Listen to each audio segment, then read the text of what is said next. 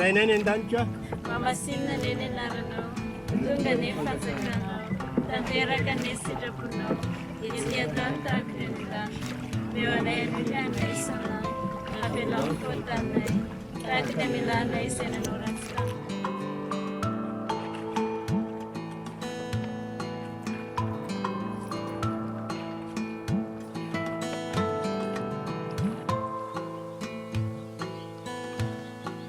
Au large des côtes sud-est de l'Afrique, Madagascar. L'une des plus grandes îles au monde, l'île Rouge. Un vaste territoire extrêmement riche en ressources naturelles, mais également l'un des plus pauvres de la planète. L'île abrite 18 groupes ethniques, chacun doté de coutumes et de traditions qui leur sont propres. Dans ce pays, où la religion occupe une place essentielle, l'Église catholique s'emploie, depuis plus d'un siècle, à annoncer la parole de Dieu et à lutter contre la pauvreté. Si les hautes terres sont fortement christianisées, les régions côtières le sont plus faiblement et les villes y comptent plus de chrétiens que les campagnes. Un enjeu de taille pour l'Église catholique, qui, joignant les actes à la parole, s'efforce chaque jour d'apporter un soutien concret aux habitants, et ce, jusque dans les villages les plus isolés.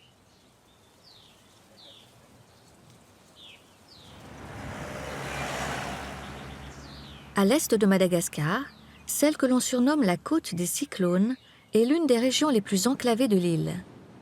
D'un côté, elle affronte un océan Indien déchaîné, de l'autre, sa forêt littorale est traversée par un réseau naturel de multiples cours d'eau empêchant toute route de passer.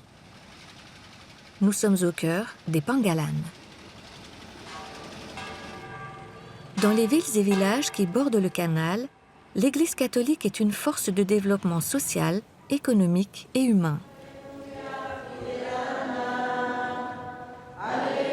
Une église locale qui grandit tout en composant avec les croyances traditionnelles, soutenue par la présence de prêtres locaux et de missionnaires qui vivent avec les Malgaches dans les brousses et en ville. Bonne semaine, une vovó. Une vovó. Monseigneur Alfredo Caires de Nobrega, originaire du Portugal, est depuis 24 ans l'évêque de Mananzar, l'une des villes les plus importantes de la côte sud-est. La feuille de route de diocèse, c'est très simple, c'est la santé qu'on développe avec des petits moyens quelquefois dans nos dispensaires, maintenant dans un hôpital, oui. Deuxième, pour l'enseignement.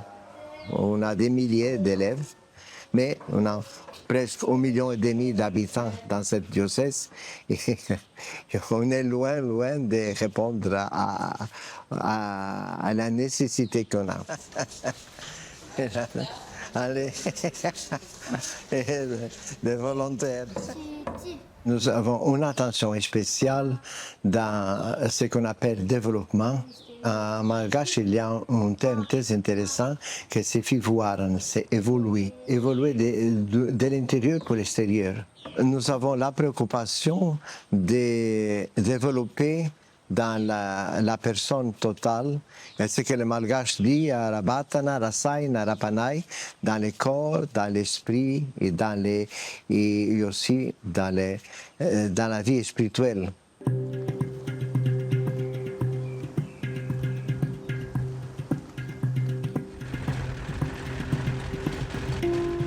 Ici, l'évangélisation se fait dans les pas des missionnaires qui n'ont jamais craint de parcourir des centaines de kilomètres dans des conditions extrêmes. Et le grand problème pour moi, c'est les déplacements. Qui on perd beaucoup de temps, sont des jours. Hein? Les routes ici, en sortant de la ville, les routes sont un petit peu catastrophiques, j'appelle apocalyptiques. Il y a par exemple un endroit que j'ai besoin d'une semaine pour rester un jour. Il faut aller en bateau, il faut faire à pied 3 jours, rester un jour et revenir 3 jours. C'est toute une expédition. Une fois par an, dans tous les districts, un grand rassemblement est organisé auquel Monseigneur participe. il se rend aujourd'hui à un pèlerinage pour célébrer la Vierge Marie dans le petit village de Vuilav, situé à 58 km de Mananzar. Notre mission principale ici au diocèse de Mananzar, c'est l'évangélisation. On a créé à chaque district, il y a 14, il y a on appelle Fiakar en malgache, une grande rencontre de pèlerinage de tous les districts. Et quelquefois, les districts, c'est composé par plus de 80 communautés chrétiennes. Et normalement, je vais à tous, hein, de façon que la pastorale du diocèse, ici, on n'utilise pas tellement de papier, c'est la parole.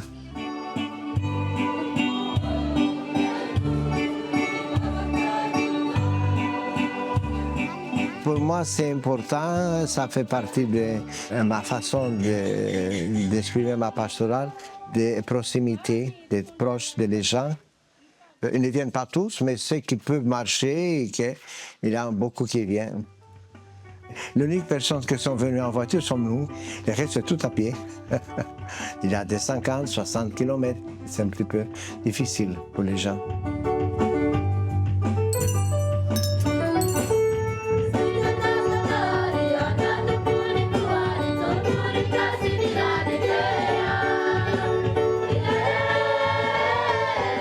En l'honneur de leur évêque, les responsables de chacune des communautés religieuses ont préparé multitude de danses et de chants traditionnels qui montent droit au ciel.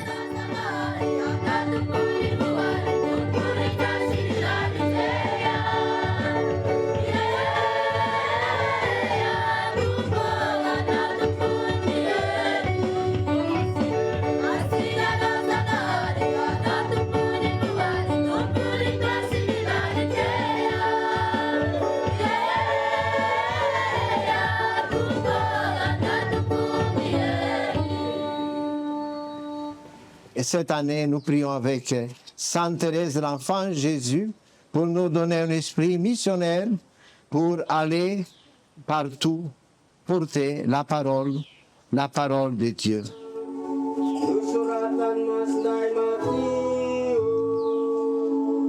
Pour faire ce type de pèlerinage, il y a tout un travail que les pères, pendant l'année, ils vont aller de tous les villages. Il y a des villages qui reçoivent les pères seulement une fois par an, 2. Quand je vais avant, il y a des réunions, des débats pour voir les problèmes des villages, de l'église. Par exemple, l'année dernière, j'ai eu beaucoup de sorties pour les écouter, les églises qui sont tombées avec les cyclones, comment est-ce qu'on va faire pour les reconstruire, voir aussi un petit peu la situation de pauvreté du village, un petit peu, les écoles aussi. Quand on se réunit, être ensemble, c'est une expression de foi qu'ils vont rapporter.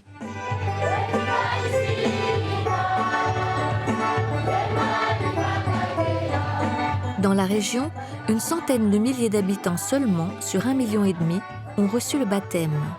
Il n'empêche qu'ici, les églises sont presque toujours pleines.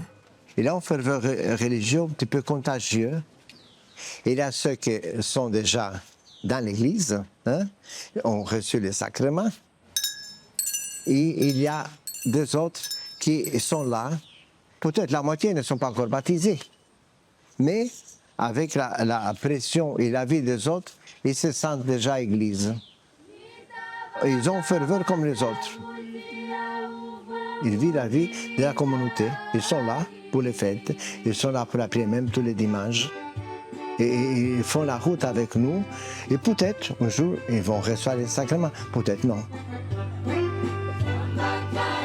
Comme on dit qu'il y a les baptêmes des saints, les baptêmes des désirs. Ils ont un baptême des désirs que jamais se va réaliser avec l'eau. Mais beaucoup de ces gens, ils ont un témoignage de vie, un témoignage même de prière qui est assez impressionnant.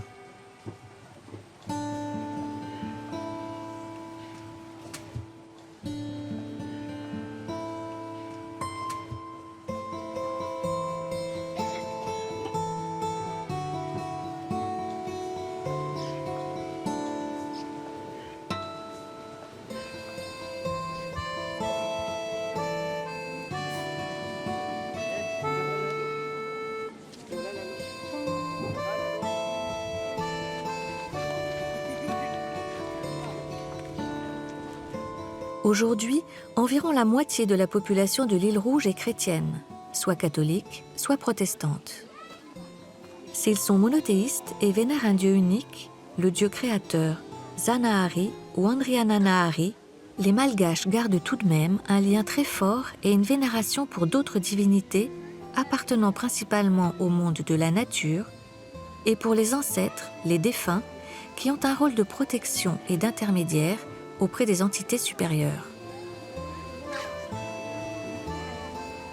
L'origine complexe du peuple malgache a créé un large assortiment de coutumes surprenantes avec lesquelles l'Église doit composer. Un des points difficiles ici pour les missionnaires étrangers, quand je vous parlais qu'il y a beaucoup de tribus, les tribus de plateau, c'est différent d'ici, de la côte.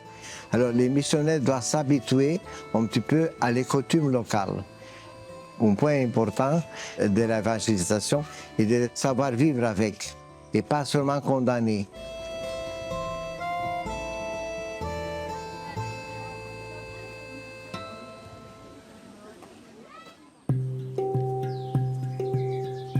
Le canal des Pangalan traverse le territoire du nord au sud, reliant Tamatave à Farafangana.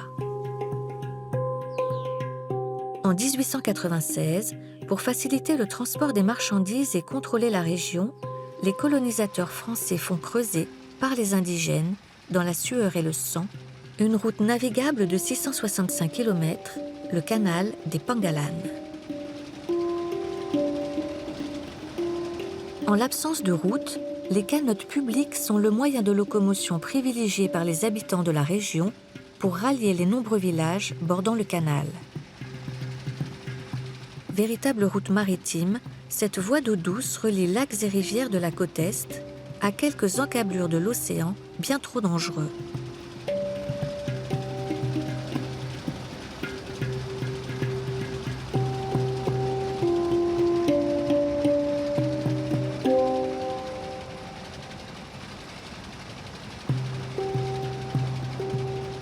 Sur ces rives empreintes de magie, la population s'emploie tout au long du canal à de nombreuses tâches.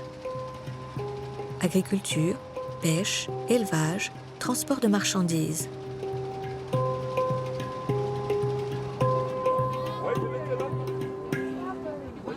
Dans ces petits villages typiques qui bordent le canal, à bien des égards, le temps semble s'être arrêté il y a des siècles. Dans les Pangalan, beaucoup vivent de peu, presque de rien. La majorité des habitations n'ont ni eau courante ni électricité. Ici, on vit au rythme du soleil. On se lève avec lui, on se couche à la tombée de la nuit. La vie est rude, souvent, mais personne ne songe à s'en plaindre. On remercie Dieu pour ce qu'il nous donne aujourd'hui et on le prie pour demain.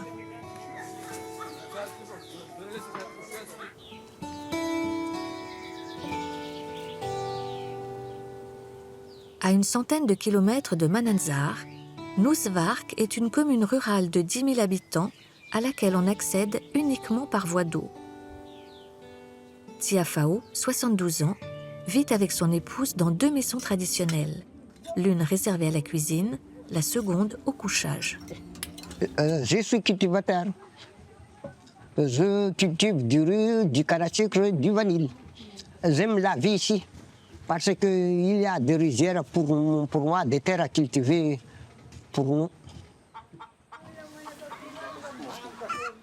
Si le mode de vie dans ces villages coupés du monde est minimaliste par essence, à l'inverse des grandes villes où la pauvreté est criante, dans cette partie de l'île, la nature est généreuse et la terre fertile. Le problème majeur ici, ce sont les cyclones, de plus en plus fréquents et violents. La vie ici est très difficile. À cause de le catalysme naturel qui frappe ici presque toute l'année, surtout la partie à l'est de Madagascar. Inondations et cyclones qui rabattent surtout les maisons et les cultures. C'est pour cela que la famine presque toute l'année ici arrive à Madagascar. S'il n'y a pas de catalysme naturel, les enfants sont heureux. S'il y a de catalysme naturel, les enfants sont misérables. Siafao se dit catholique, même s'il n'a pas reçu les sacrements. Ah, j'aime bien aller à l'église. S'il y a des fêtes, ma femme, les enfants presque tous les dimanches.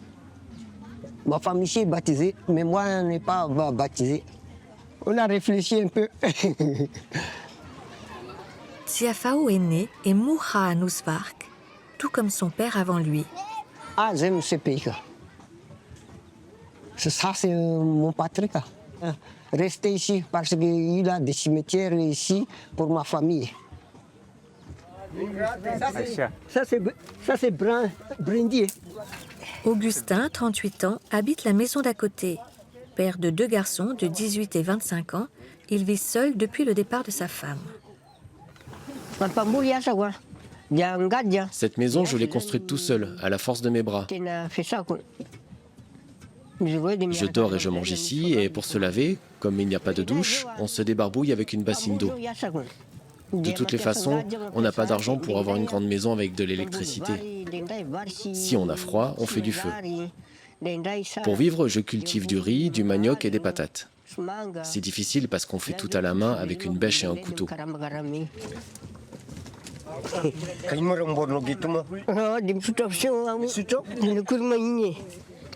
Moi, j'ai toujours vécu ici et je resterai là. C'est difficile, mais je n'abandonnerai pas. Je serai toujours présent pour mes enfants.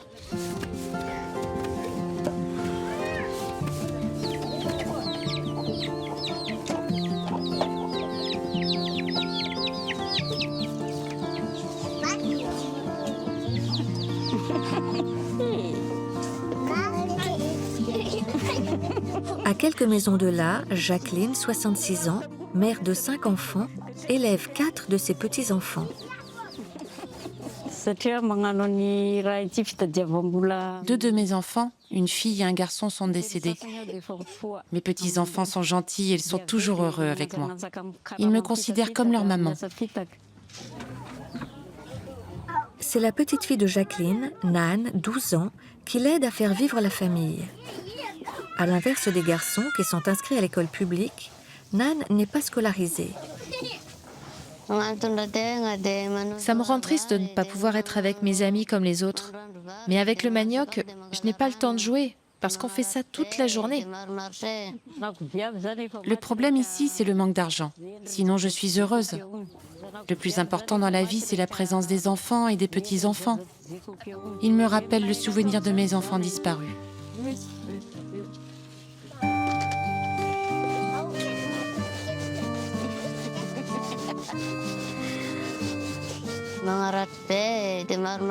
Moi, quand je serai grande, je deviendrai cultivatrice et je ferai du manioc. Je me marierai et j'aurai beaucoup d'enfants et je les enverrai à l'école.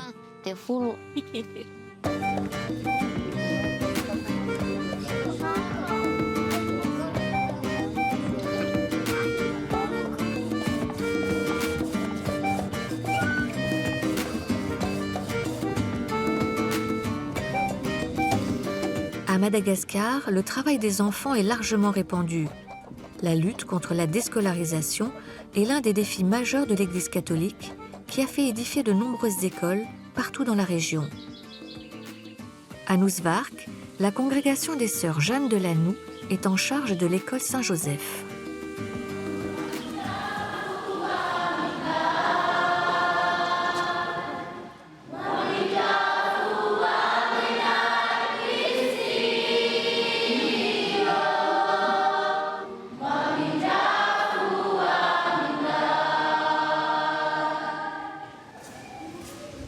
Chaque matin, un peu avant 7 heures, le même cérémonial se répète.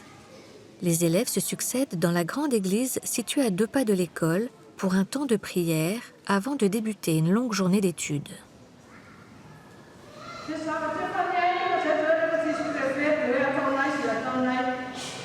Avant ce temps de réflexion, il y a eu la messe de 6 heures qui réunit quotidiennement les fidèles. Les gens prient. Et les chrétiens, on voit bien à l'église, même dans la semaine, il y a toujours la messe avec le prêtre qui est sur place. Il y a des messes de lundi jusqu'à lundi.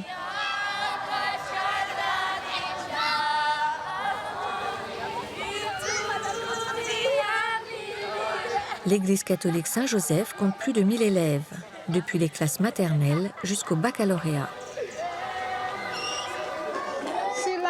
Où est Jésus? Où est Jésus? Voilà. Sœur Yvonne est responsable de la catéchèse.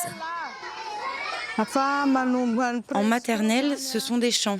Je montre des photos aux élèves et à partir de ça, il y a des leçons et je leur donne des explications pour qu'ils vivent leur foi. Bravo, Gracia et Priscilla.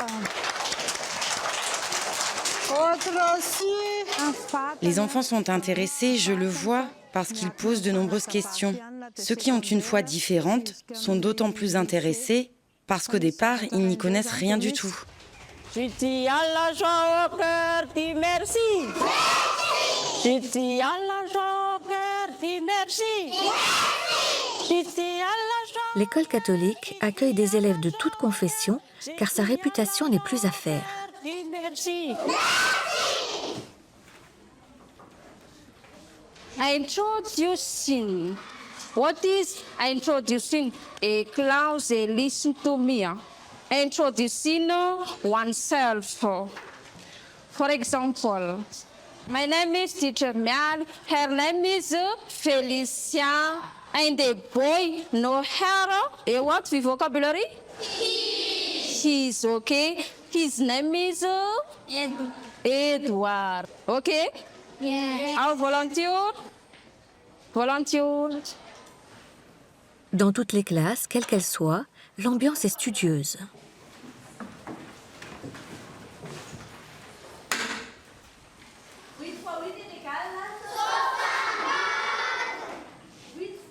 Ici, le respect des directives semble couler de source. À chaque semaine, au commencement de l'école, il y a l'ensemble. Tous les élèves et le personnel, toutes les sœurs qui enseignent à l'école, ils sont là pour monter le drapeau. Et après, ils chantent l'hymne national. Et après, il y a des formations pour tout le monde, surtout pour les élèves, qu'il faut faire attention les uns les autres. Il faut écouter le maître ou la maîtresse. Vous êtes là, c'est pour les titres, mais ce n'est pas pour jouer. Il y a des temps pour les titres, il y a des temps pour jouer.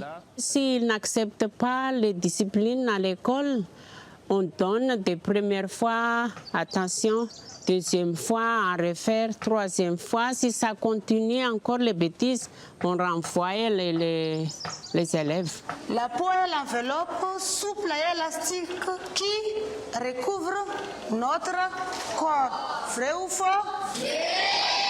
Deuxième question. Citez les trois couches principales de la peau. À Madagascar, aller à l'école est considéré comme une chance. Pour une grande majorité d'entre eux, les élèves sont heureux de la fréquenter. C'est vrai, les Malgaches aussi aiment de faire l'étude et la vie de faire avancer au niveau de la connaissance. En plus des apprentissages de base, l'accès à l'école représente une ouverture sur le monde. Elle permet à certains enfants d'avoir une possibilité de s'éloigner des travaux de la terre et de bénéficier d'au moins un repas consistant par jour.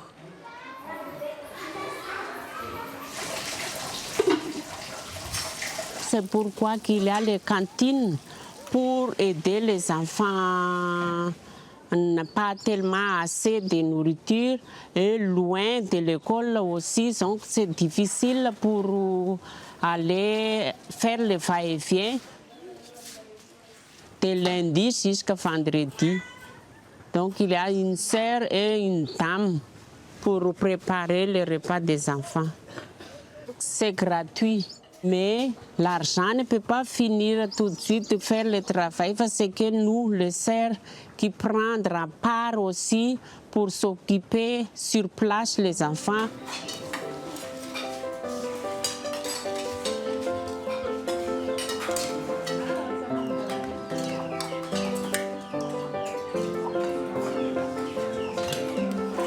Si la religion catholique a aussi bien réussi son implantation sur l'île Rouge, c'est sans doute parce que les messages de l'Évangile trouvent une résonance particulière au sein des populations locales. Il est à Madagascar une valeur qui constitue un principe de base de la vie collective, le fihavanana, une forme de lien social qui s'apparente à l'entraide et à la solidarité et réunit la communauté tout entière. Il est primordial de le préserver. Naissance ou maladie, réussite d'un projet ou deuil, joie et peine doivent être partagées par les familles, les proches et les connaissances. Tout le monde se donne la main afin de vivre en harmonie. Toute circonstance de la vie, qu'elle soit heureuse ou malheureuse, nécessite l'assistance et la contribution de tous. Sans quoi, la communauté considère que l'on fait fi de la solidarité de groupe. Le fihavanana oblige aussi. Si cette valeur a tendance à se perdre dans les grandes villes, en campagne, elle demeure bien présente.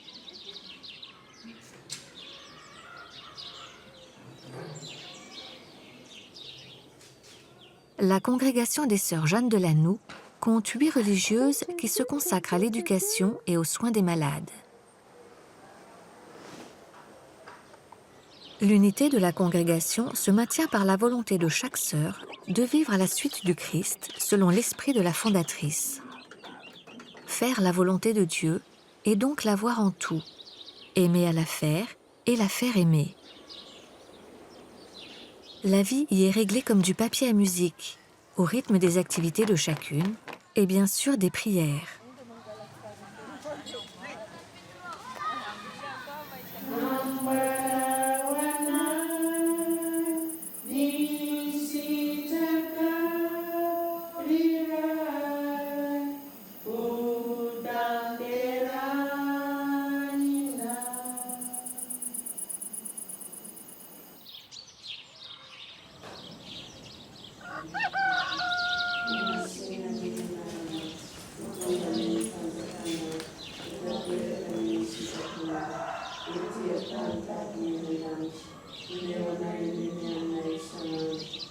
On s'élève à 4 heures, et 4h25, presque tout le monde est arrivé à la chapelle. 1 heure de prière personnelle. Après la prière personnelle, c'est la prière ensemble, prière communauté. Et suffit la messe à l'église. C'est la prière avec les chrétiens.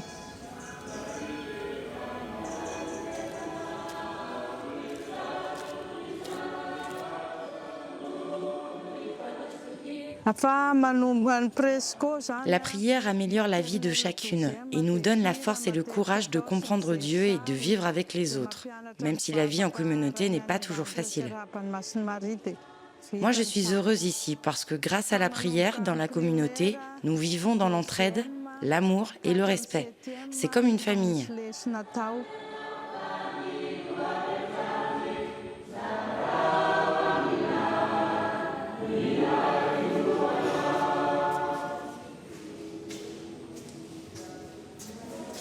Après le petit déjeuner, chacune suivit sa mission. À 18h, il y a la prière aussi pour le cerf. Après la prière, tout de suite au réfectoire et le repas et le partage de joie ou de peine à chacune. Et c'est fini le repas et le partage. On fait la vaisselle. Après la vaisselle, chacune a pris tout de suite du temps pour préparation le lendemain ou se reposer. Et c'est fini une journée comme ça. Tous les jours, c'est quelque chose comme ça, sauf s'il y a des extraordinaires. C'est pas monotone parce que c'est notre vie. Hein.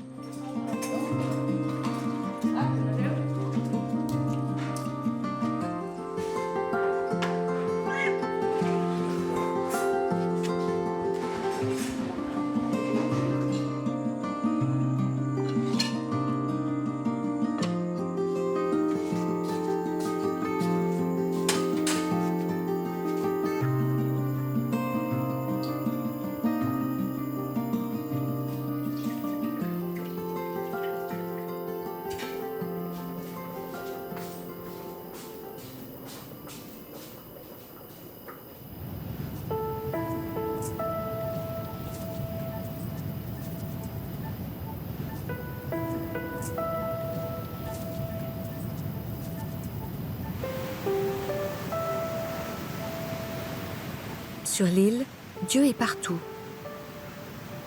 Et il ne se passe pas un jour sans que Andrea Manitra, qui désigne la divinité suprême, ne soit invoqué. Chaque jour, dès l'aube, les pêcheurs risquent leur vie en affrontant l'océan Indien, seuls sur leurs frêles embarcations. Mais dans cette région, la pêche est l'un des principaux moyens de subsistance.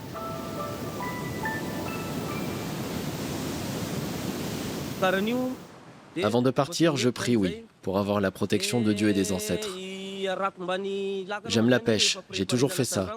Mais c'est vrai que des fois, on a vraiment peur quand la mer est mauvaise. Parfois, il y a des pêcheurs qui se noient ou qui disparaissent en mer.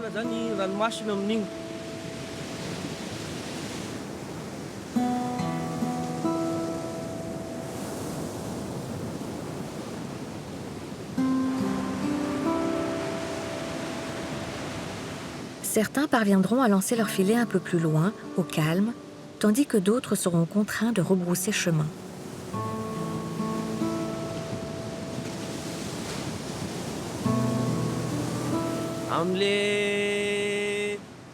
Des fois, la mer est déchaînée, mais il faut y aller quand même. D'abord, il faut passer la première barrière de vagues, alors on rame, et quand les vagues sont trop grosses, ou qu'on les prend de travers, la pirogue se soulève et elle se remplit d'eau.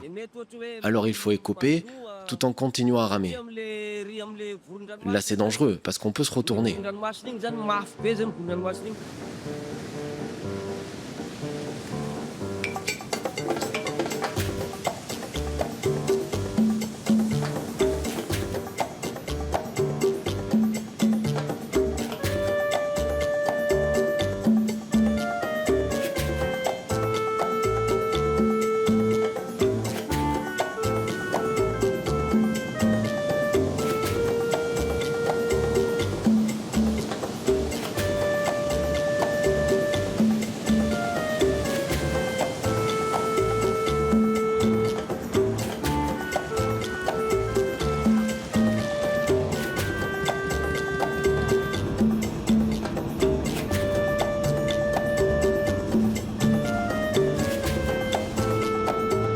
Ce matin, l'ONG Médecins sans frontières a quitté la commune de Nousvark en navette rapide pour emmener un enfant en urgence à l'hôpital de Mananzar.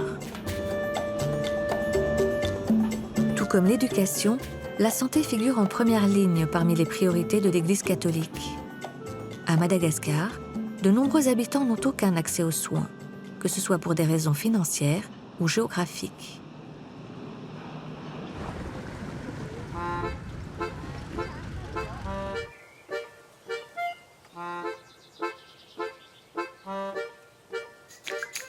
À 7 km de la ville de Mananzar, l'hôpital catholique Sainte-Anne se dresse fièrement sur un terrain de 10 hectares. Ce bâtiment moderne, édifié grâce au soutien de 2 associations françaises et à des dons privés, a été inauguré le 23 mai 2023, après 15 longues années de travaux, sous la direction du père Jean-Yves Lhomme, des Missions étrangères de Paris, qui œuvre à Madagascar depuis 37 ans. En 2004, Monseigneur Alfredo vient un jour à Noshiva pour me demander si j'acceptais d'élaborer le projet, de construire le projet, de gérer le projet et de trouver les fonds pour ce faire. Ça me paraissait beaucoup pour un seul homme. 24 heures après, j'ai accepté. Mais je ne savais pas ce qui m'attendait. 4 longues années seront nécessaires pour viabiliser le terrain. C'était innommable. Il y avait des bambous qui poussaient partout. Les collines, on ne les voyait pas. Il fallait monter, il fallait descendre. Enfin, il n'y avait pas de route, il n'y avait rien. Il a fallu tout bâtir, il a fallu tout penser pendant toutes ces années. Un travail titanesque. Je ne suis pas passé par une entreprise ou des entreprises, parce que ça coûte très cher, les entreprises. Donc j'ai préféré jouer la carte de l'humain. Et donc beaucoup de gens, pendant plusieurs années, ont travaillé pour abattre les arbres, pour araser les collines, tout ça avec des bêches, des pelles et des brouettes. Nous n'avions même pas de tronçonneuse à l'époque pour les arbres. Tout se faisait à la hache. Et c'est pour ça que j'aime à dire, dans le fond, cet hôpital Sainte-Anne a été construit par des Malgaches pour des Malgaches. Et ça, c'est important. Nous avons eu, le 5 février 2022, le terrible cyclone Batsirai. À 90%, la ville de Mananzar a été détruite. Pas l'hôpital Sainte-Anne. L'hôpital accueille actuellement une 50aine de lits et toutes les chambres sont ouvertes sur l'extérieur. L'être malgache est un être collectif. Il ne peut se penser qu'avec les autres. Ça dit tout, vous voyez. Et ça va à l'encontre de nos mentalités à nous. C'est comme ça. Hein, les gens n'aiment pas être tout seuls ici. La vie, ça se passe dehors, ensemble. On n'est pas chacun dans sa maison. C'est impensable ici. Bon, le docteur, comment va ce petit de Nochevark, là? Il va beaucoup mieux. Là. Beaucoup mieux? Beaucoup mieux, oui. Vous l'avez donc opéré, je crois? Oui, oui. Faites voir. Oh là là, une belle balafre. C'est le docteur Parfait qui a opéré le jeune enfant arrivé de Nousvark. Je vois, quand il est arrivé, il était... mal en point. Mal en point, oui. Et là, maintenant, hein, ça l'a bé, hein? Ushitana. Hein, nous n'y achani docteur, Ushitana. Non. Ah, c'est vrai, en diamant, le Seigneur, oui. Ah non, mais il a besoin de notre concours, docteur, il a besoin du vôtre. Hein, c'est vous qui l'avez opéré. Non. Et il s'en tire bien, ce petit, oui. Notre problème ici, c'est que les gens arrivent trop tard. La philosophie locale, là, quand ils sont malades, les gens, ils viennent d'abord chez le voisin. Et le voisin qui dit, faut voir le marabout. Les guérisseurs locaux. Et seulement quand ils ont des problèmes, c'est seulement là qu'ils viennent ici. Quand ils ont dilapidé leur faible économie. Sur l'île Rouge, faute de soins adéquats, on meurt encore régulièrement d'affections bénignes, mais aussi d'un accouchement qui se complique. La plupart du temps, les femmes meurent en brousse. Parce qu'ils n'ont pas les moyens de venir ici. Et quand elles viennent ici, c'est la plupart du temps, sont déjà des cas très délicats, quoi. Hier, on a perdu une femme de 20 ans. Oui, c'est difficile. C'est difficile. Ça grignote là-dedans. Oui.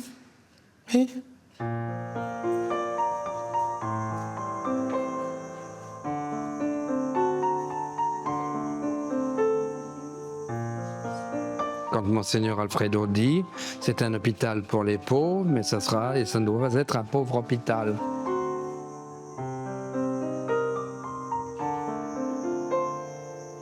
Je rends grâce à Dieu, mais tous les jours qu'il fait pour ce projet, parce que c'est un bel outil.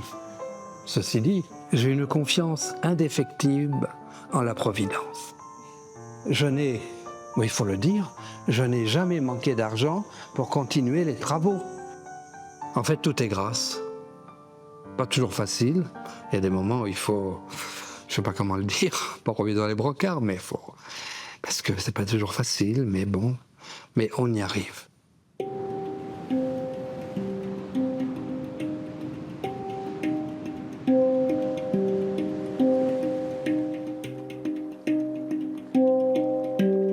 À Madagascar, les traditions jouent un rôle essentiel dans une société en constante mutation. L'Église doit composer avec des coutumes parfois condamnables. Les fadis, interdits ou tabous, sont très présents dans la vie quotidienne et se transmettent de génération en génération. Il s'agit surtout de protéger et de ne pas offusquer les ancêtres. Se conformer aux fadis, c'est respecter l'ordre du monde. Les enfreindre, c'est se mettre en danger.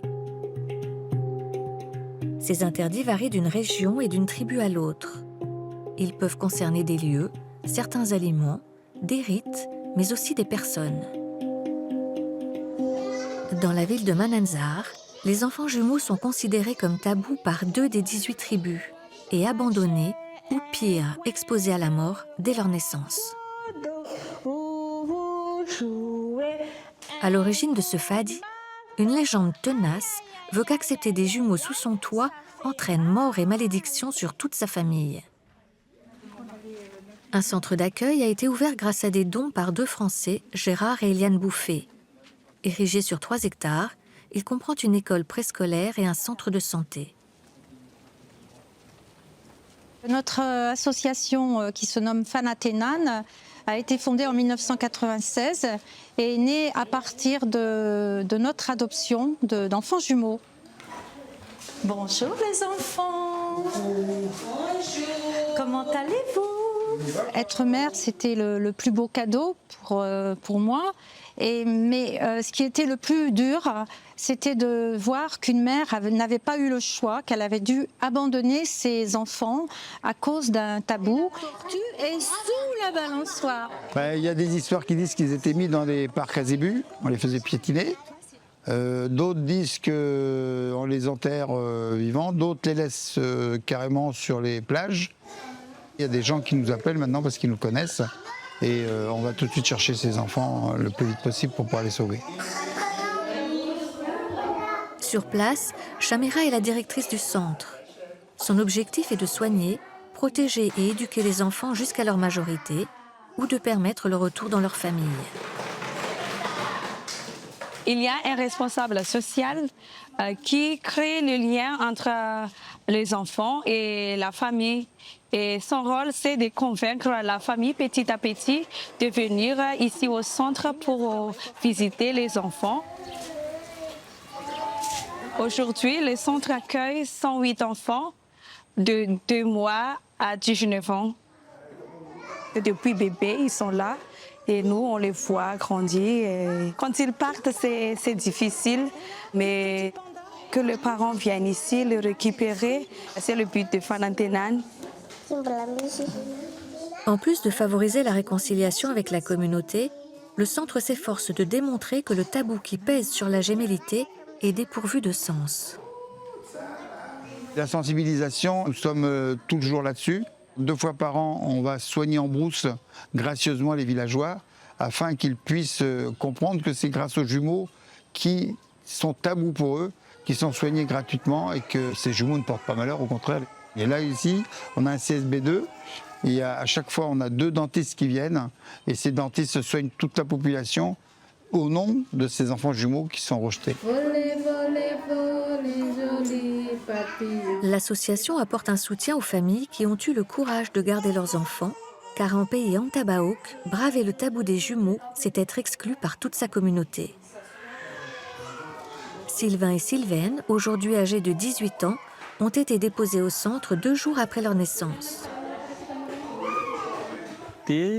Quand j'ai appris l'histoire, que nos parents nous avaient abandonnés, je leur en ai voulu. Selon moi, un tabou sur l'homme, ça ne devrait pas exister. Pour moi, si on est vraiment tabou, il serait déjà arrivé malheur à notre mère quand on était dans son ventre. Je ne comprends pas pourquoi, après la naissance, on dit qu'on porte malheur.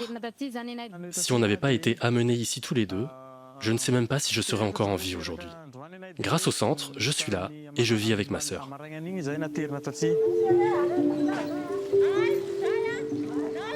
Seuls les chefs coutumiers ont le pouvoir de lever un fadi.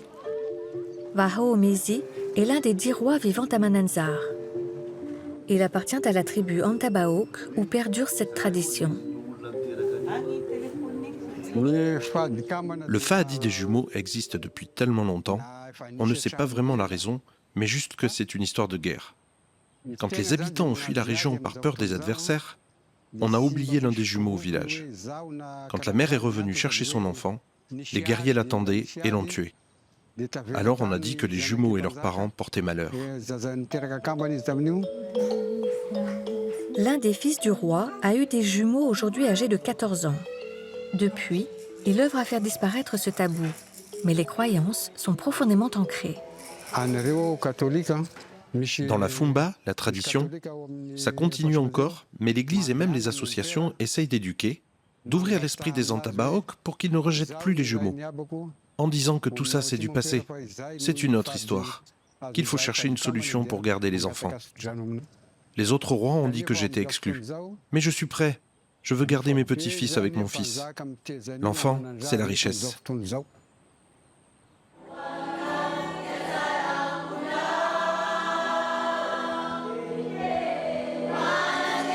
L'État et l'Église travaillent de concert à faire reculer cet interdit.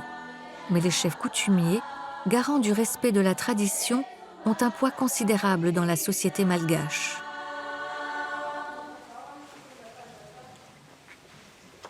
C'est quelque chose d'ancestral. Et sans doute que ça va entrer petit à petit. Ça commence déjà à entrer.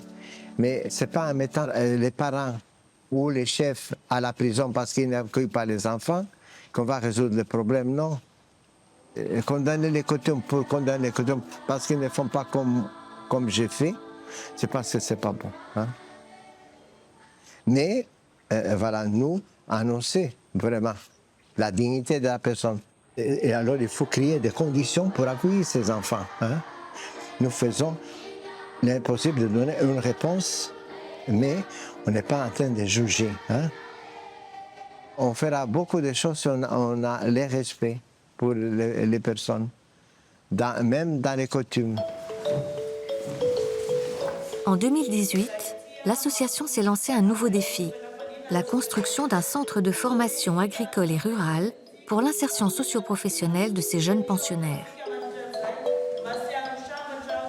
Grâce à l'action de Gérard et Eliane depuis 27 ans, plus de 200 jumeaux ont été maintenus dans leur famille et 70 enfants ont pu être replacés. C'est une belle initiative. C'est vraiment une bénédiction du ciel, ce qu'ils ont fait. Il y a certains villages, maintenant, grâce à la sensibilisation, il y a des parents qui osent garder, malgré la tradition, de garder leurs enfants. Sylvain et Sylvaine étaient âgés de 9 ans lorsqu'ils ont revu leurs parents pour la première fois. Je me souviens qu'on nous a appelés. Quand les parents nous ont vus, ils ont pleuré. Nous, on ne savait pas pourquoi ils pleuraient comme ça. On nous a expliqué que c'était nos parents qui venaient nous rendre visite. Ils nous ont demandé pardon de nous avoir abandonnés.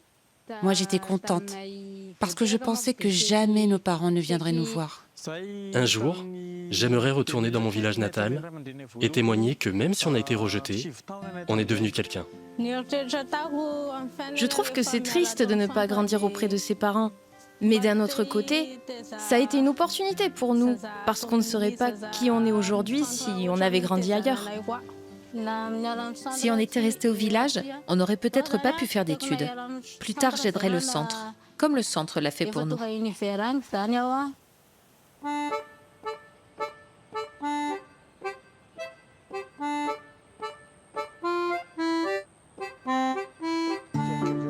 Ce que j'ai fait, dans la main du Seigneur, je fais ce que j'ai la possibilité. Les résultats viendront, on ne sait pas quand. Hein? C'est comme planter un arbre. Dans la mission, il y a deux choses, c'est passion et continuité. Et ça, c'est... On se demande comment est-ce que j'ai réussi. Les réussites, parce que je suis là. Très important, c'est notre persévérance et sans doute cet amour à la cause missionnaire, de donner à ces hommes et à ces femmes une dignité, de donner la place qu'ils ont droit dans l'Église et dans la société. Et c'est un devoir qu'on a. Le Seigneur compte sur déjà notre amour et nos compétences et nos talents au service de tous. Voilà, tout simplement. En cela, l'hôpital est missionnaire, sans prosélytisme. Il y a une chose que j'ai comprise, c'est qu'il ne faut rien garder pour soi. Cette tentation est très grande. Rien garder pour soi, en pouvoir, en gloire, en avoir. Et j'aime à dire, il y aura un père des missions étrangères, quand il a fait son devoir, il repart, si vous me permettez l'expression, avec une simple valise.